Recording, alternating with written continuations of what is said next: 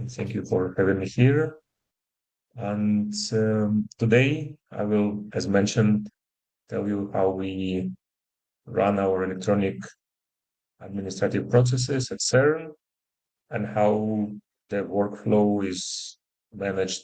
Well, today still with COMMON 7, tomorrow with CIB Seven, that is a fork of COMMON 7. So I would like to start by introducing a bit what CERN is. I guess many of you heard about it. Probably you also know a bit what we're doing. It's a research laboratory, the biggest around particle physics. It has nine active accelerators at the moment, and there is a wide range of experiments that carry diverse research program. It's all around particle physics, but different aspects of it. And just to let you know, the amount of data that CERN processes on a day from the data coming from all these experiments and the research is about a petabyte, which is 1 million gigabytes per day.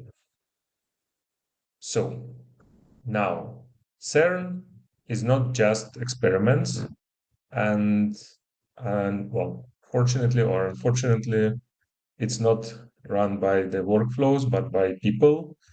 And as any organization, it has its employees. So today we're around well, roughly 18,000 people, where part of maybe around 5,000 people are the permanent employees of CERN, and the rest are visiting researchers coming from around the world, from the institutes that collaborate with CERN.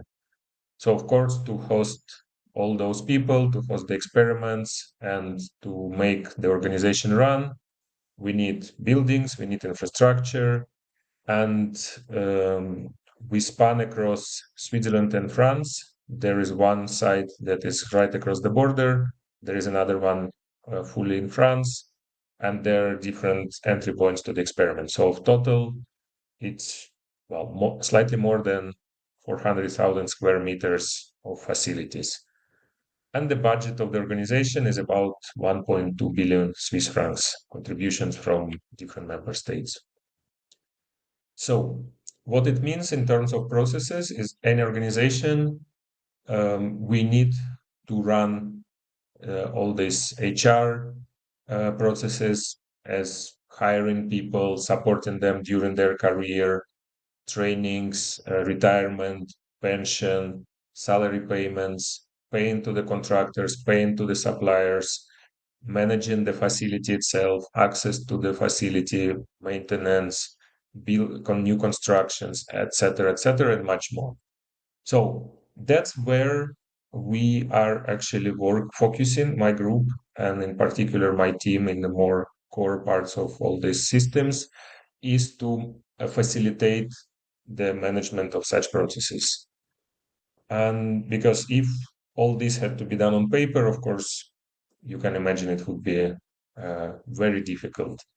So CERN in 92, almost well, more than 30 years ago, decided that the best approach would be to digitalize these administrative processes to make the life of employees easier, the life of the personnel that is actually the business behind all these processes, to make their day-to-day work easier. And as you can see, from 92, when CERN just started with this project, at that time, of course, I was not involved. I was not even expecting to work at CERN. I was at school learning very basic stuff. But already then, they had some processes running electronically. And by 2025, we had more than 500,000 of such processes automated, well, executed digitally. And we expect to be even more in 2026 because there were more processes added, started to be added at the end of last year.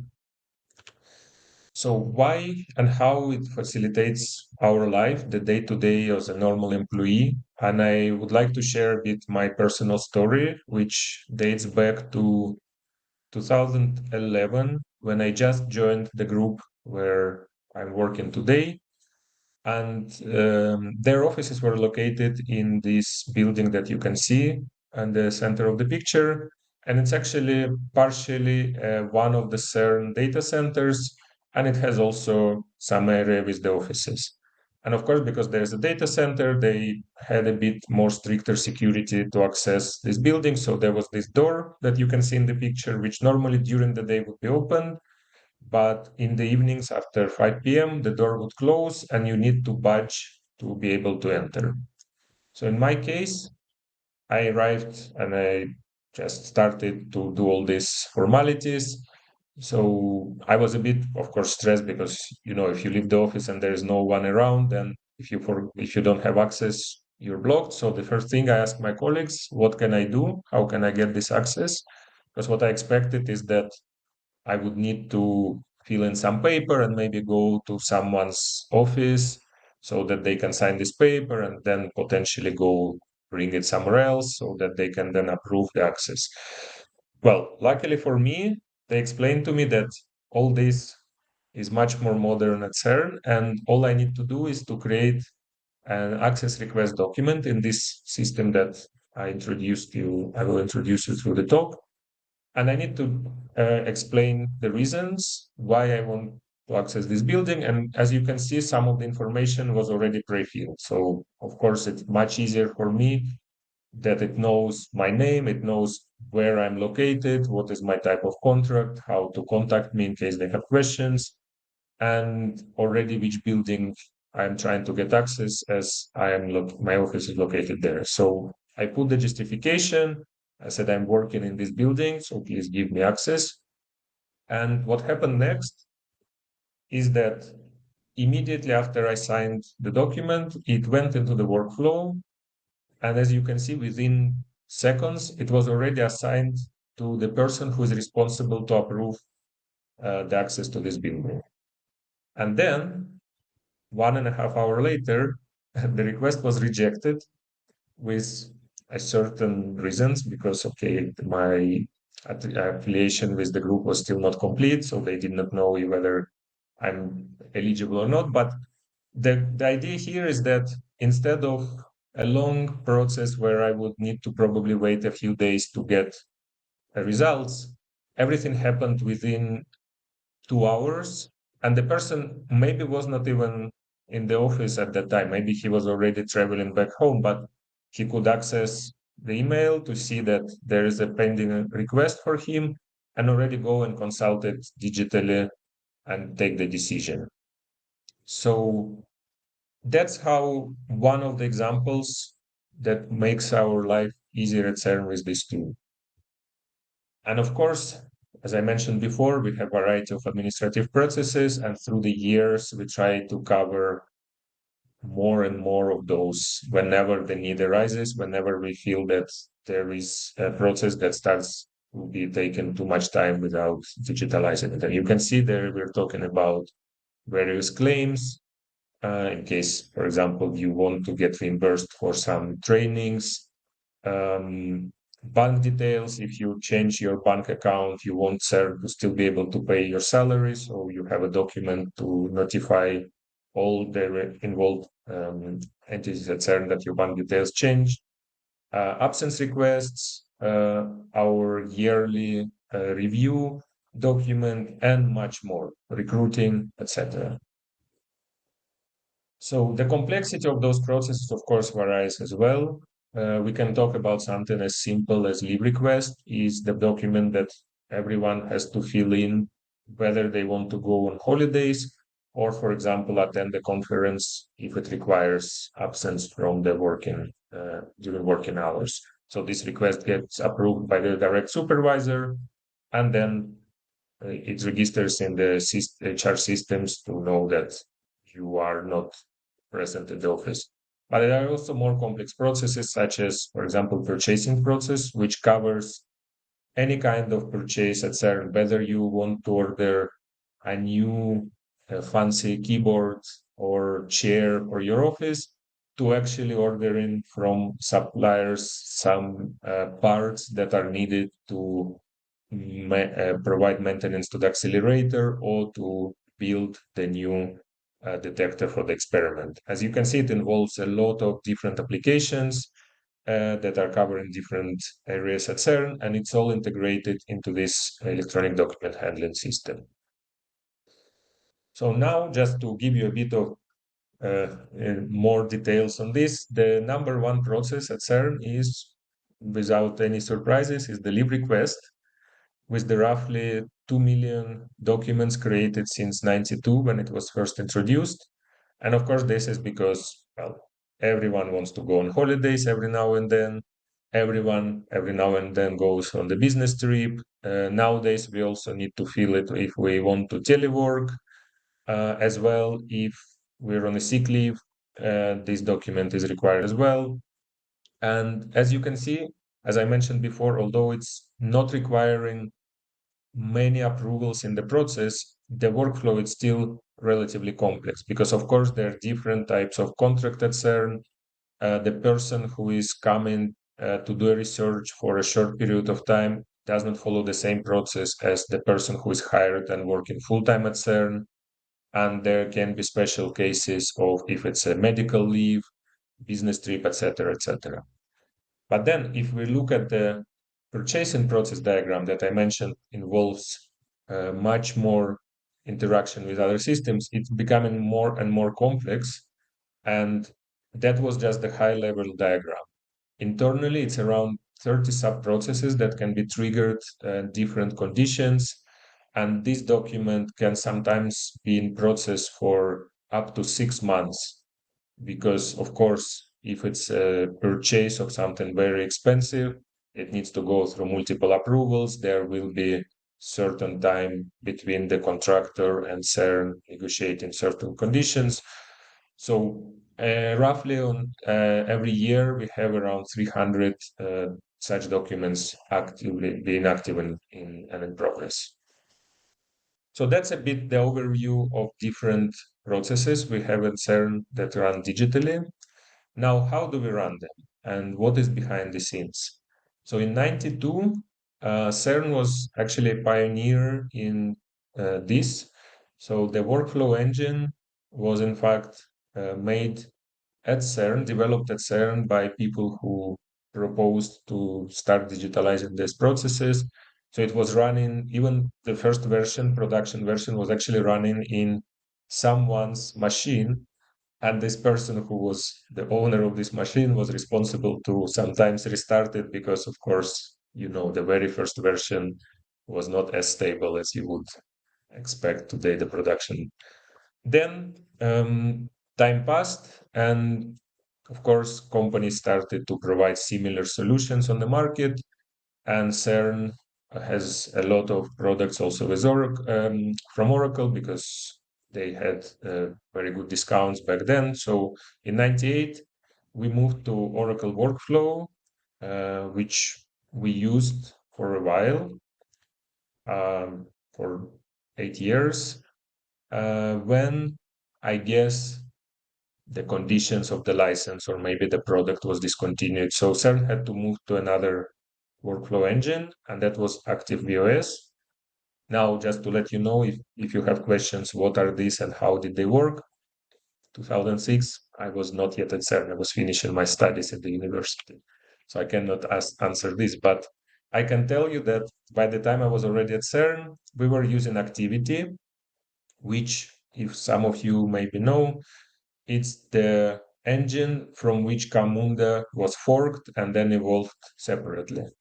So the choice of Activity was made because it was an open source project and it used the open source standard BPMN, and it was in Java, and many applications in our group are developed in Java, so it fulfilled several conditions that CERN said, yes, we can go with this. And this lasted for quite some time as well, 8 years, when we finally realized that we're running out of options because Activity, of course, it's this example of something works and you don't want to touch it, and then suddenly you're several versions behind. now you need to upgrade. And that was the moment when activity's future was not very clear because it was changing the owners. And we were not sure whether it will be continued to be supported, whether the license will change. And then we saw that there was a Camunda option on the market, which seemed to be matching exactly what we were looking for. So in 2021, we started moving to Camunda 7. I will talk about this later to show you what was the work done and what were the benefits of it. But just going a bit one step ahead, I will tell you that now we're looking into moving to CIB 7, which is another fork, but this time from Camunda 7. And I will explain why. But first, let's look again why we decided to move to Camunda in 2021. So yes, it was a very actively supported and evolving process orchestration platform that was a fork from Activity. So it already meant that we don't need to do a big migration from completely different to a completely different tool. We knew that majority of our BPMNs will be migrated with little to no changes. The APIs around which we built our tool will not change dramatically because, again, it's a fork. And on top of that, we knew that Camunda already provides a better performance and fulfill our need of upgrading the tech stack behind, because of course it was a more modern version of Spring and all the supportive libraries. As well, Camunda had very clear and exhaustive documentation that would help us to perform the migration, and Camunda Modeler, which back then with Activity we had to use some plugin for Eclipse, and people had to have Eclipse installed just to run this plugin, and then we used IntelliJ as our main IDE. So that were some of the decision drivers, as well as Camunda, of course, provides things like cockpit, etc. But at the time, we were still discovering it, so we looked at what it means for us in terms of migration. Then, of course, it's not just as easy as swapping the engine and everything runs, even though your BPMNs probably don't change that much, but still we have a lot of our custom logic specific to CERN processes that was built over all these years. And there's one single class that we call it assigned person or signature task that already has 800 lines of code. And this 800 lines of code does not count the rest of the logic that, of course, lives in a separate services and modules, more business specific per domain. And there is integration with additional systems such as our role-based control system and other tools like financial tools. For example, when you select the person that needs to approve the document, which is financial document, of course, you need to know if there is enough budget and which person should be approved in this case. So when we started the migration in 2021, my team actually was involved at the beginning. So we started with the 7 processes, including the most complex purchasing process, because that was our proof of concept. If we can migrate the most complex process and it works, then it means the rest can follow.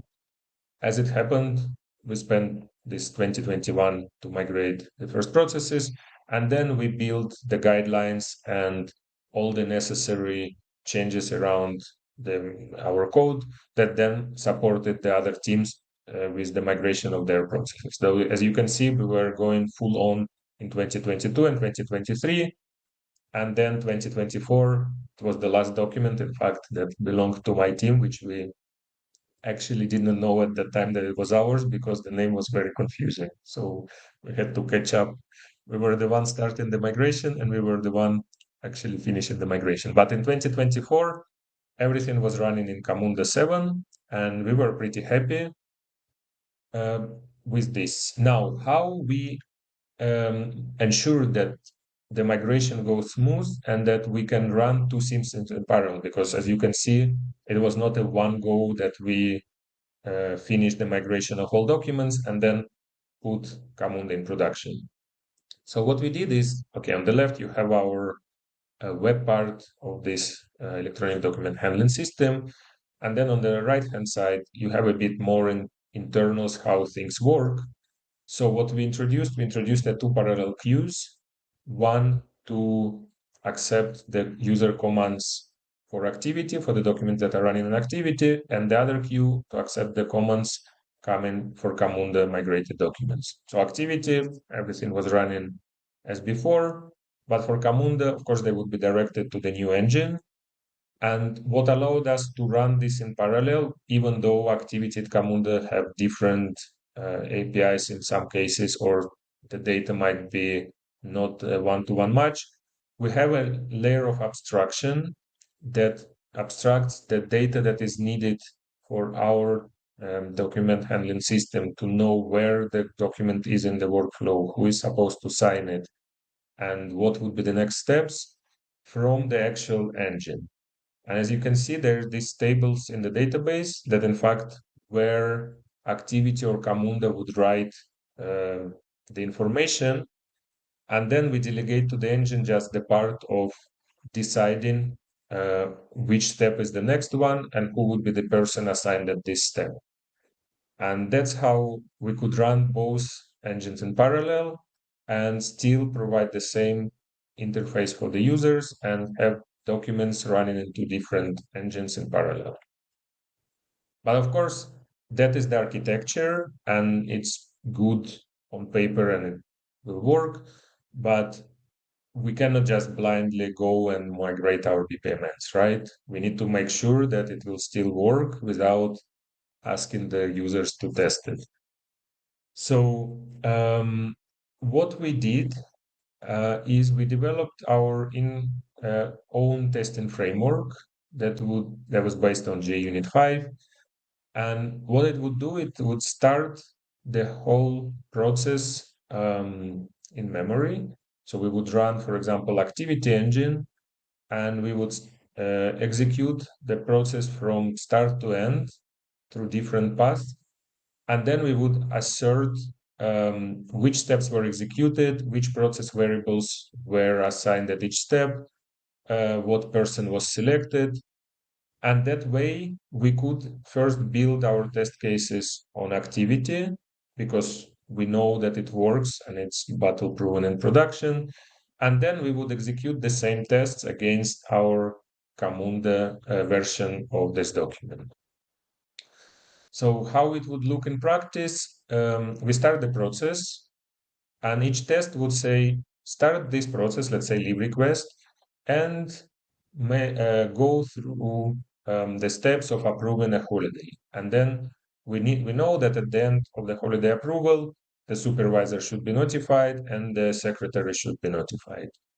So that would the flow look like. We start the process and we constantly check if at the current step of the process we reach the target activity. For example, the supervisor signed.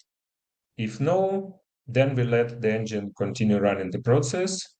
We check in if there are any pending jobs, we wait, and then we go back and we check now, did we reach the target activity or not?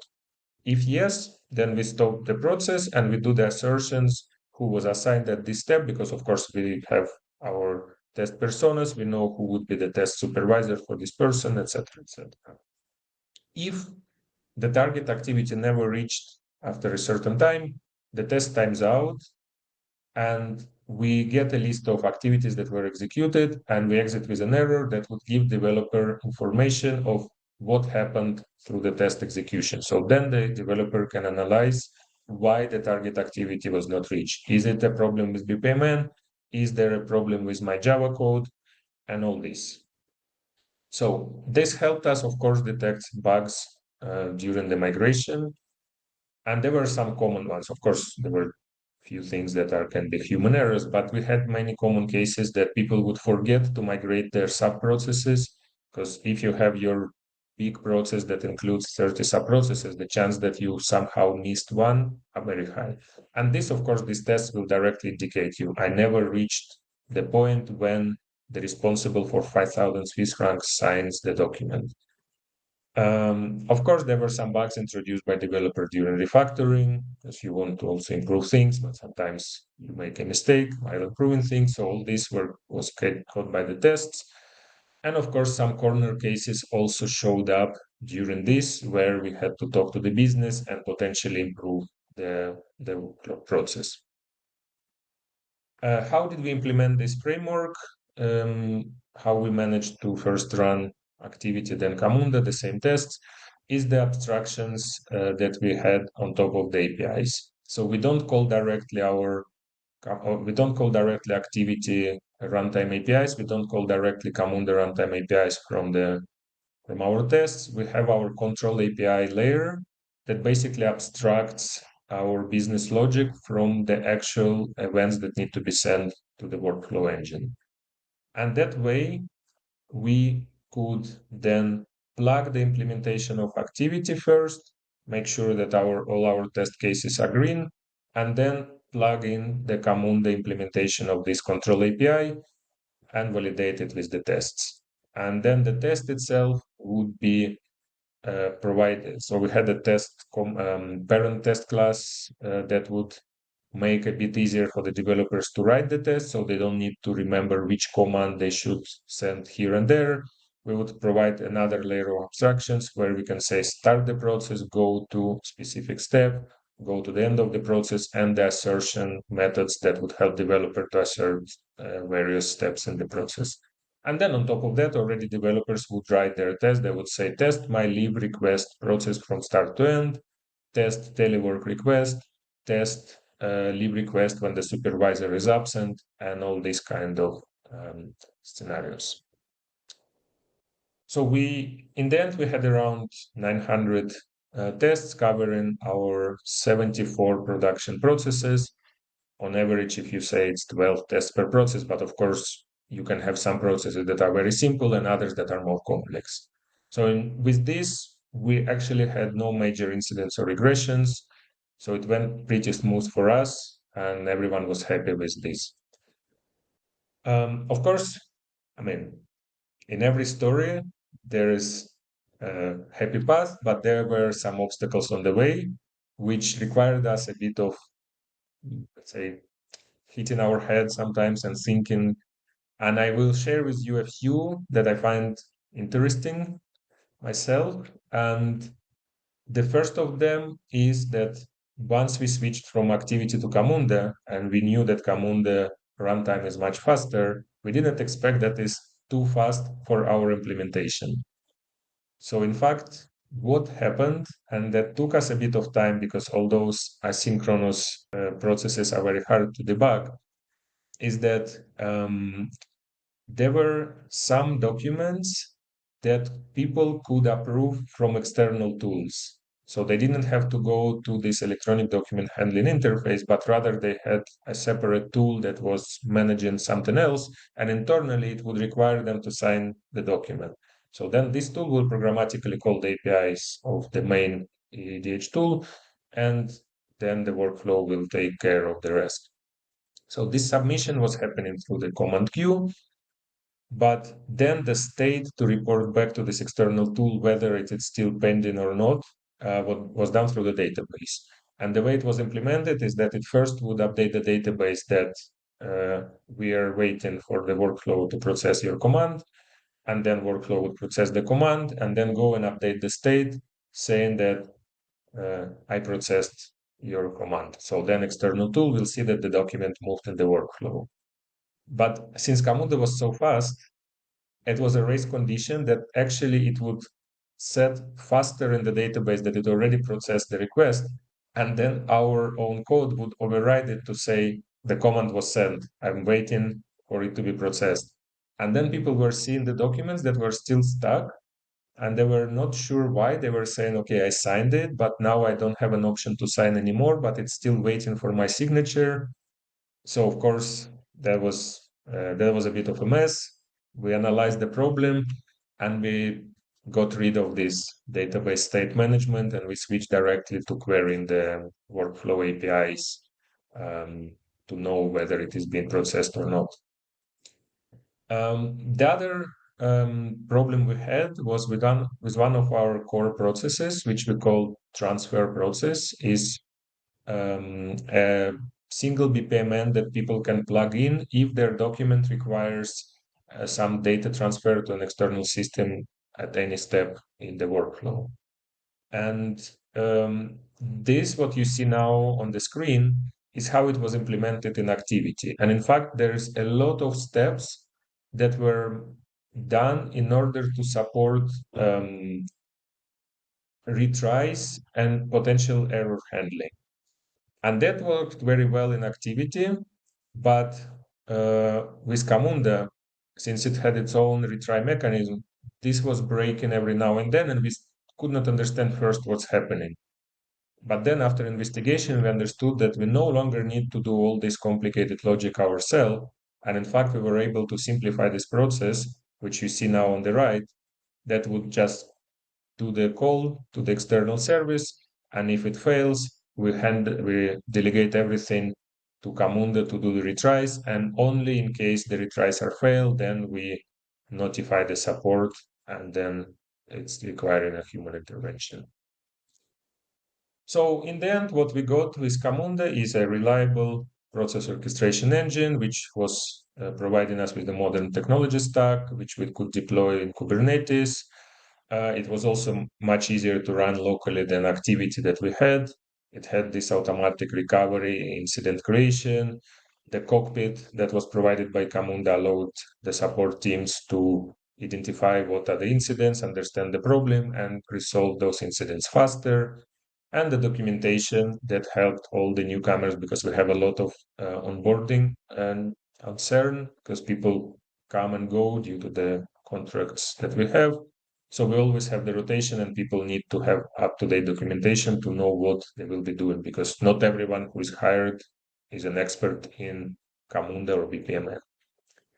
Now, to finalize my presentation, I will explain why, if we're so happy with Camunda, why we're now planning to move to CIB7. And in fact, maybe you already know that Camunda 7 community version is reaching its end of life. So it means that we would be in an unsupported version if we stay with Camunda. And moving to Camunda 8, which is a cloud-centric architecture, requires additional investment on our side. And it would be very hard to justify today, right after we finish the migration from activity to Camunda, to say now we need to do another migration, which is even bigger, because today we have all our business logic embedded into the workflow engine. So Camunda runs as a dependency inside our code. If we move to Camunda 8 Cloud, it requires a lot of effort to move out this business logic to providing APIs that Camunda would be calling. And it also would require teams to learn how to work with it. So at the moment, we're not ready to do this, especially because we're starting big projects of ERP and human capital management, which potentially will replace some of the documents that are now managed by this system.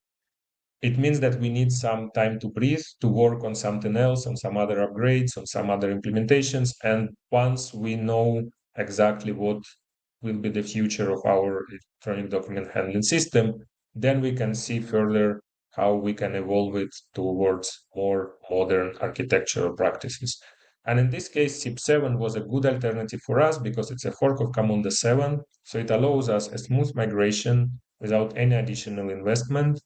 It still provides the cockpit that is very similar to what Camunda gives. It's an open source project, so even if at some point we decide to change, we're at least not that much vendor locked, because we can still rely on BPMNs as a standard. And yes, they expect to continue the maintenance of CIB7 for a while. So for us, it also fits our needs. We can live with it until we know better what is the future of the system. So that's why we're seeing CIB7 as the successor of Camunda in our workflow engine.